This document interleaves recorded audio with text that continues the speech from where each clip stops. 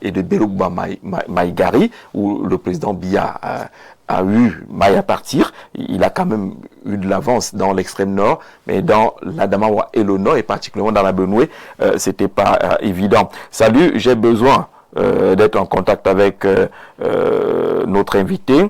Il est l'avenir du Cameroun. Si l'homme camerounais va se réveiller, je m'appelle Saïdou Souaïbou. J'aime son franc-parler.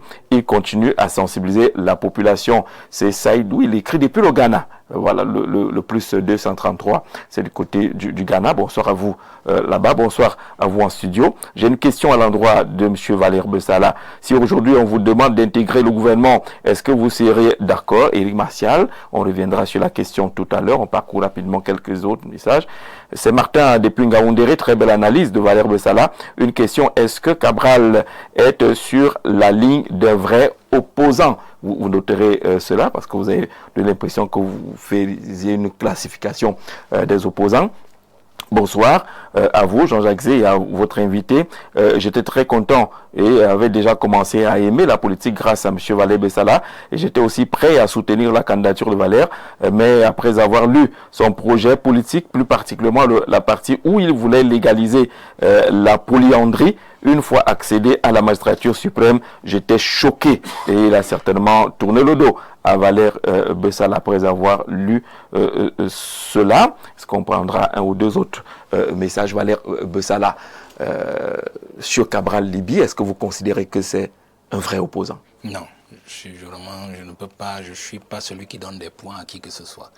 Vous ne voulez pas vous exprimer là-dessus? Non, je n'ai pas besoin de dire que tel est vrai. Ou je crois que lui, pendant la campagne, a dit il y a les bons, il y a les mauvais. Non, moi, je ne suis pas dedans. Vous savez, nous sommes dans un combat, nous menons ce combat. Et c'est le peuple qui voit en nous. Parce que je dis toujours que les gens pensent que quand nous venons, vous m'invitez comme vous m'invitez, et que je viens faire ma comédie là, et ainsi de suite.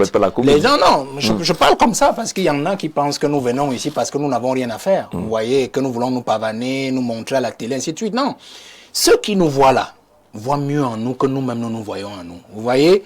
Donc, je n'ai pas à juger qui que ce soit dans son combat. Je n'ai jamais amené quelqu'un en politique. Vous voyez, je suis venu en politique parce que j'avais des convictions. J'ai abandonné ce que j'avais abandonné. Vous connaissez toute ma vie. Vous voyez, du moins ma carrière, tout ça. Donc, je ne suis pas là pour dire que tel opposant. Vous avez perdu un militant parce que vous avez évoqué dans votre programme la polyandrie. On l'avait déjà expliqué. S'il n'a pas compris, il n'a pas compris vraiment. Mais il comprendra plus tard. D'accord. Sur l'impact de Issa Tiroma et de Bello Bouba, on dira quand même que le retrait du gouvernement, la rupture de l'alliance avec Paul Biya a quand même compliqué l'élection de Paul Biya au septentrion. Oui, on va dire ça comme ça. On va dire ça comme ça parce que si vous regardez la région de l'extrême nord, où vraiment ça s'est joué au coude à coude, avec d'ailleurs les fraudes et tout habituelles qui ont été orchestrées dans ce sens-là. Vous regardez la région de l'Adamawa, c'est pratiquement aussi la même chose, même si la région de l'Adamawa est davantage un peu plus mélangée et connaît davantage moins d'emprise des islamopoles, mais on a vu quand même que cela a été fait comme d'habitude par le parti au pouvoir. On a vu aussi dans la région du Nord que on a risqué, le parti au pouvoir frôlait aussi la catastrophe. Là, j'insiste sur frôler la catastrophe parce que ça n'a pas été tout à fait ça. Parce que même si les gens pensent que le candidat Issa Tiroma, il est certes de la région du Nord, ainsi de suite, mais quand vous regardez les résultats au fond, vous vous rendez compte qu'il a eu des difficultés dans la zone. C'est même la zone où il a eu davantage de difficultés si on prend les trois régions à titre principal. Oui. Donc je ne dirais pas cela comme ça. Je dirais plutôt que le régime s'en est tiré avec ses moyens habituels. La fraude et tout ça, mais il y a des acteurs qui ont travaillé quand même. Il y a des acteurs qui ont travaillé à lever le lièvre du régime, Dans le grand septentrion ou particulièrement dans le nord? Non, moi je vais dire dans le nord parce que l'extrême nord est tombé. Hein. D'accord. L'extrême nord est tombé. Alors vous imaginez Paul Biya perdre Bello, il perd Tiroma, il lui reste quoi? Votre question me renvoie en fait à une recomposition de l'élite politique. C'est-à-dire que vous voulez qu'on essaie d'élaborer sur la recomposition de l'élite politique parce qu'en fait, autant la recomposition devrait être naturelle qu'elle devrait être particulière dans ces trois régions. Vous voyez? Et là, on va le voir clairement. À Yann-Luc, je crois qu'on est en train de l'inhumer, ou c'est ce week-end, je crois. Je crois qu'on est en train de l'inhumer ce week-end. Alors, vous savez que c'est l'un des parrains de ce régime. On ne pouvait pas être ministre dans cette région-là, qu'on soit Toupuri, Massa ou je ne sais pas qui. Il y en a des ministres qui lui sont absolument redevables, c'est-à-dire des filleuls.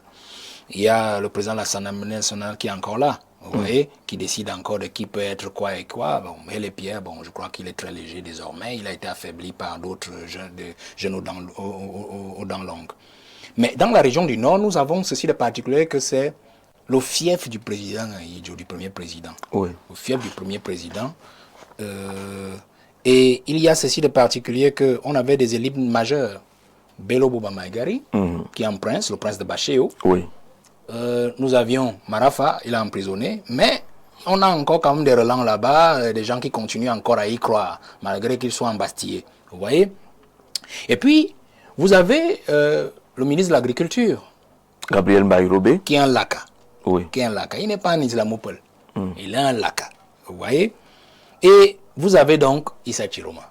Vous voyez que le président a joué des coudes en privilégiant son frère habituel, c'est-à-dire Bello, puisque c'est son frère, on m'a dit ça comme ça, et en faisant monter Chiroma, qui en fait pour le président de la République dans l'analyse était un facteur neutralisant de Bello. Oui. C'est-à-dire que quand vous voyez pourquoi le président a fait monter Chiroma, ce n'est pas tellement parce qu'il voulait en faire un ministre. C'est parce que, un, c'est un ancien putschiste, il faut le garder près de soi pour l'étouffer. De deux, c'est que Chiroma étant ministre, Bello allait se tenir tranquille. C'est-à-dire qu'il était pratiquement l'antidote de Bello. C'est-à-dire que Bello qui bouge, Chiroma peut nettoyer les traces. Vous voyez?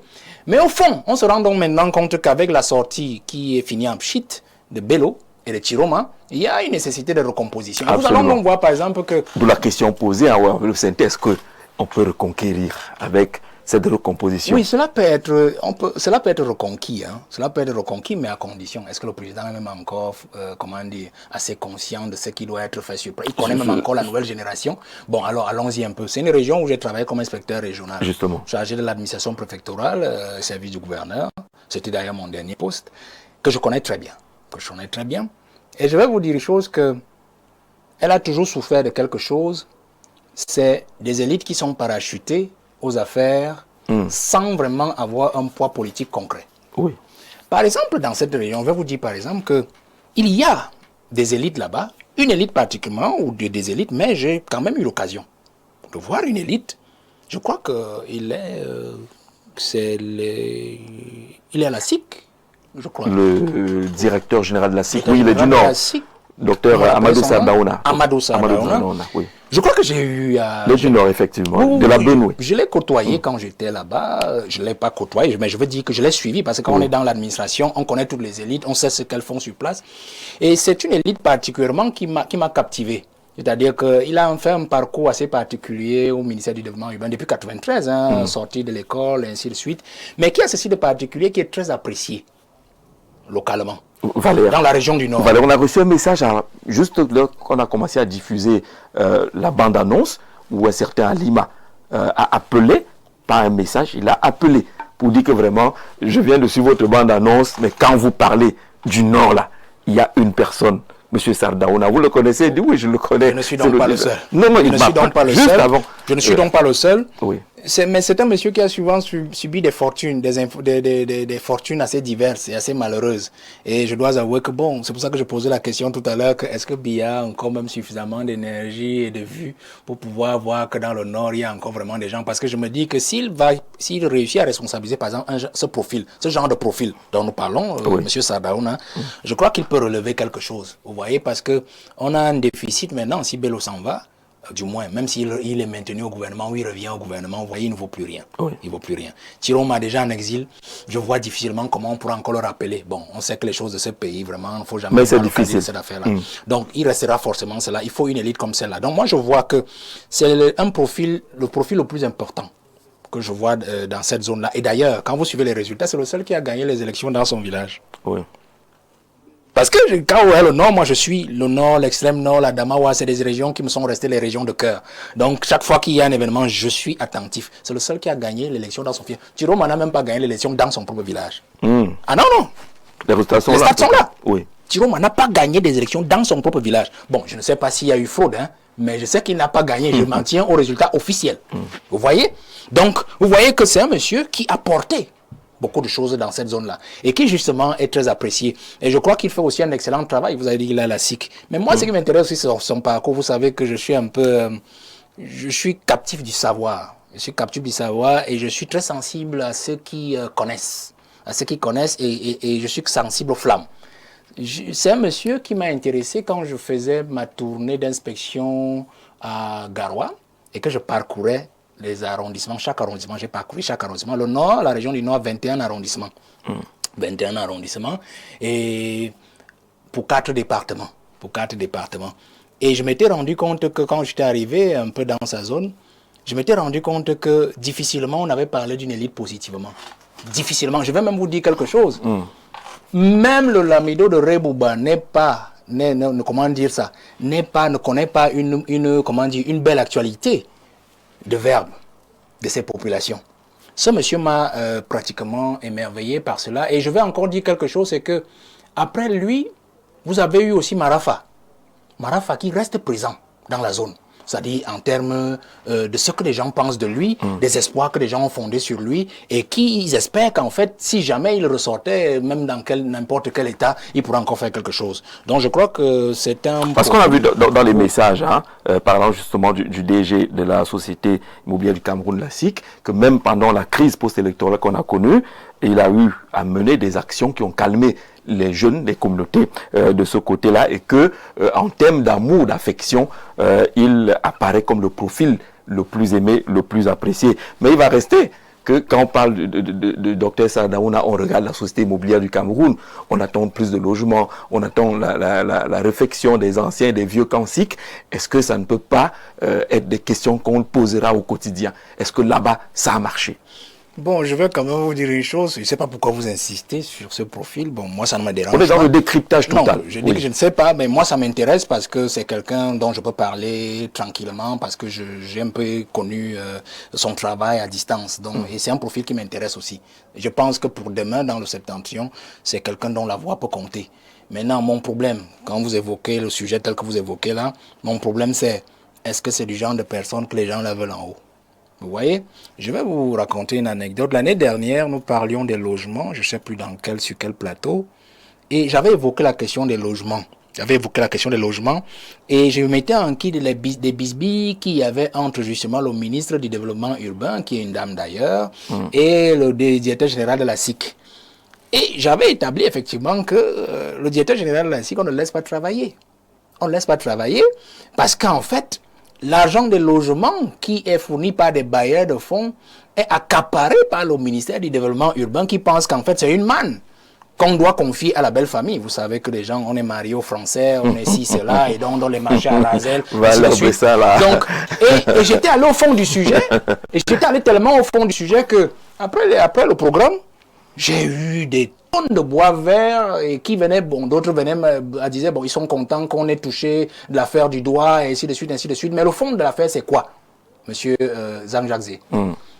Vous êtes en train d'évoquer les changements qui peuvent survenir. Pour moi, je répète, Biya n'a plus la force suffisante pour faire quoi que ce soit en termes de changement. Un. De deux, les parrains que Biya utilisait dans chaque région pour identifier la jeunesse ou alors les élites prometteuses qui peuvent être associées au changement, tous ces parents sont partis. Et pour la région du Nord, il n'y en a pas vraiment eu de parents. Il n'y en a pas eu de parents. Le parent qu'il avait encore pour la région du Nord, c'était le père du Lamido de Rebouba. Actuellement, qui était décédé, je crois qu'il est décédé à la fin des années 2010 là. 2010. Donc c'était lui qui lui permettait encore au moins de pouvoir voir dans la région du Nord qui peut faire quoi. Bello, lui, on sait qu'il n'y a que lui, il est prince et puis il mérite sa place, ainsi de suite. Donc il y en avait vraiment, il n'a plus de parents. Et donc est-ce qu'il a encore la hauteur suffisante pour voir un tel profil? Vous voyez, c'est ça ma question. De deux, est-ce que Biya peut sortir encore de l'escarcelle de son entourage, de ses intimes, qui ont pris pratiquement sur eux de faire une bonne partie, 80% du gouvernement à sa place? Parce que Biya, pour lui, le ministre de la Défense, d'accord, il le connaît. Le ministre de la Justice, d'ailleurs, c'est son ami. Vous voyez? Bon, on va encore même citer quel ministre même. À part le ministre du Travail, Grégoire Ouna. Bon, peut-être. Travail même, c'est rien. On va dire qu'il garde celui-là parce qu'il connaît des visus et qu'il participe grandement aux affaires du parti. Vous voyez un peu? À part les deux là. Les autres, c'est ses collaborateurs qui les saisissent, qui les choisissent, ainsi de suite. Et on sait quand un collaborateur, un ange vient choisir un humain, vous comprenez que c'est en fait l'ange qui devient le Dieu de cet humain. Vous comprenez? Donc mon problème c'est, est-ce que ceux-là vont vraiment encore dire au président que dans la région du Nord, pour rattraper l'anguille sous roche que Tiroma a planté dans cette affaire-là, avec l'échec de Bello Bouba, il faudrait peut-être des profils comme celui-là. Bon, moi je n'en sais rien. Mais vous savez aussi que dans le développement urbain, qui est la tutelle technique de la SIC que dirige ce monsieur-là, vous savez aussi que là-bas, le ministre se revendique d'un parrainage qui soit très proche du président, qui vient de la cuisine. Ça devient très compliqué. Déjà, quand j'avais évoqué ce sujet l'année dernière, j'étais même allé jusque-là, hein, parce que moi, j'en appelais la première dame, de comprendre qu'en fait, il y a des choses qu'il faut libérer. C'est-à-dire qu'on n'est pas obligé d'être partout à la fois. Et je crois que c'est l'appel que je vais encore leur donner aujourd'hui à la première dame et à tout son entourage, de comprendre que le président vous a donné 7 années pour faire du Cameroun ce que vous vouliez. Les affaires Savannah, que vous connaissez, Glencore, que vous connaissez, les détournements dans le pétrole, de l'argent qui a voyagé, ainsi de suite, les affaires Kangate, Covid-Gate, ainsi de suite, sans compter les corruptions, les versements de sous, des bakchiches, ainsi de suite. Il vous a laissé 7 années pour faire du Cameroun ce que vous vouliez. Ces 7 dernières années, on espère que ce seront vraiment les 7 dernières années du mandat, du moins, de Paul Biya à la tête du Cameroun. Essayez de l'amener à travailler pour qu'il sorte par la grande porte, notamment en lui proposant, puisqu'il n'a plus cette force-là ni cette vue sur les élites montantes, en lui proposant des gens qui valent la peine. Alors, pendant que vous parliez, merci à la réalisation d'avoir très rapidement trouvé un titre, parce qu'on a parlé de la SIC. Parfait Zambo nous a produit un sous-titre là-dessus, la SIC, une révolution silencieuse. On a vu des images qui circulaient là, les dernières dans l'actualité, étant relatives à cette opération de concertation pour la sécurisation du patrimoine de la SIC, une brillante opération qui fait aujourd'hui que la SIC est désormais propriétaire des espaces fonciers qui étaient utilisés par des personnes sans droit, mais qui faisaient en sorte que la SIC puisse être en souffrance, ne pouvant pas jouir justement de ces espaces fonciers-là. On a vu également que les titres fonciers ont été remis au directeur général de la SIC par le ministre, le MINCAF, le ministre qui s'occupe des domaines et des affaires foncières, et ces opérations, merci pour les images. Il faut également expulser ceux qui occupent à tort les espaces fonciers de la SIC et même des logements.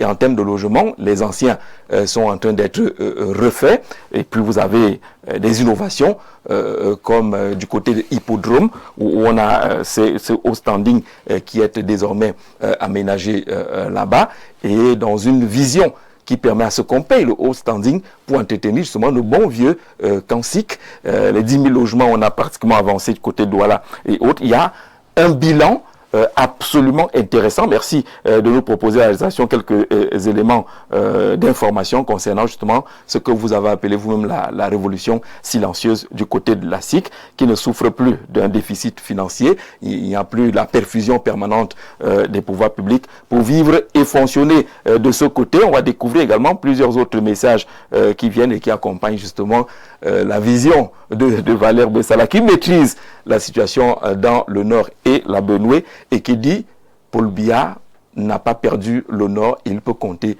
sur cette nouvelle élite-là. Oui, je crois que, puisqu'on est sur le sujet, les logements, ça me tient à cœur parce que dans le programme de Jouvence, on a fait une emphase sur les logements.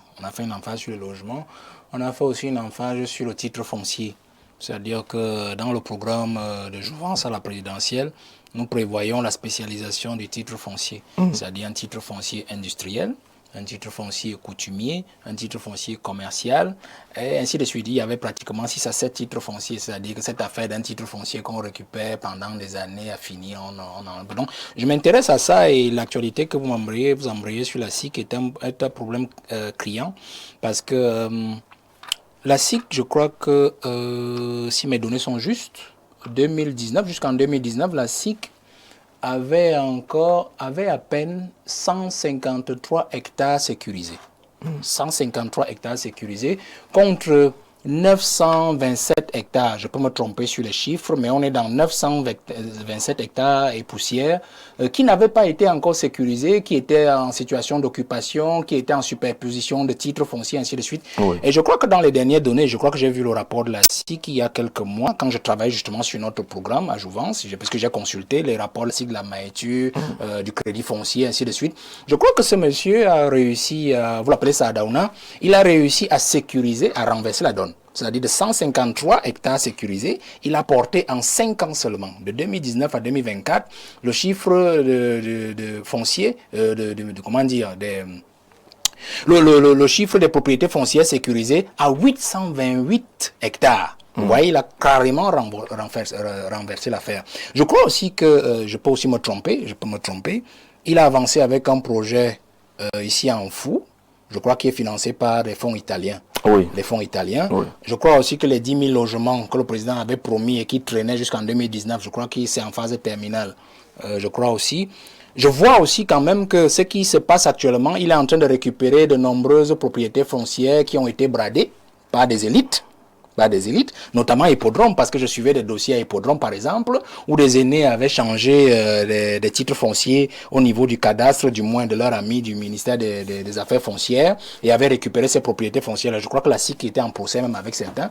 Ils ont gagné des procès, mais le MINCAF refuse encore de rendre ces titres fonciers-là à la SIC. Je crois que le MINCAF aussi a joué un très mauvais jeu sur les propriétés foncières, je crois, dans Vogé-Banda. Je crois que c'est à la sortie d'un Colmesang, là, quelque part, c'est-à-dire les terrains que l'État avait achetés depuis longtemps et que, justement, les populations ont réoccupés et qui sont maintenant difficiles de récupération par la SIC. Je crois que c'est un monsieur, quand même, qui a travaillé, donc je ne sais pas pourquoi on fait une emphase, mais je crois qu'on parlait de l'élite du Nord et que c'est assez important. Mais je dirais que s'il faut compter avec des gens comme ça, je crois qu'on peut bien le faire. Ils peuvent bien le faire. Hein. Je crois que, et puis ça va créer des difficultés à l'opposition dans cette zone-là.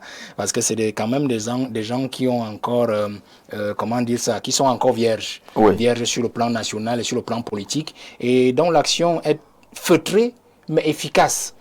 Quand j'étais sur le terrain, je crois que c'est l'une des rares élites, je crois, que j'ai quand même eu à voir, qui est présente, mais dans l'absence. C'est-à-dire qu'une élite, malgré sa position, je crois que jusqu'en 2019, je quittais de là en 2019, il était encore, je crois, secrétaire général du ministère du développement urbain. Absolument. Bon, il n'était même pas encore DG de la SIC, mais il était déjà très présent sur le terrain. Je crois que si on réussit quand même à faire quelque chose dans ce sens-là, peut-être ça peut créer des soucis à l'opposition et on peut engager un reprofilage de l'élite locale.